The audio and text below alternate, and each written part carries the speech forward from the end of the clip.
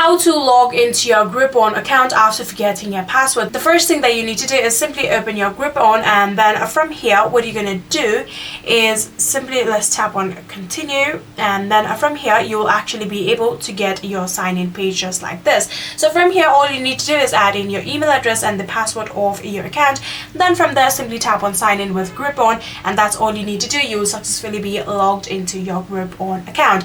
So in here, if you have used any of those platforms like your Google account or your Facebook account or your Apple ID, then you can tap on them, and then you can simply go along with the process of how you'll be able to log into your account using those platforms, right? So yeah, that's all you need to do. Add in your email address, password, then tap on sign in, and like that you'll be able to log into your account. But unfortunately, if you have forgotten your password, then what you can do is simply tap on the option forgot password right here, and then simply enter the email address, then tap on send. Then you'll actually be able to get a link on your email. So simply open your email inbox and then simply tap on that link, then go along with the process of how you'll be able to reset the password of your account, and that is all you need to do. If you guys do have any further queries, then please let me know in the comment section down below. After resetting your password, come back to your sign in page, add in your new password, then sign in. So yeah, that is it.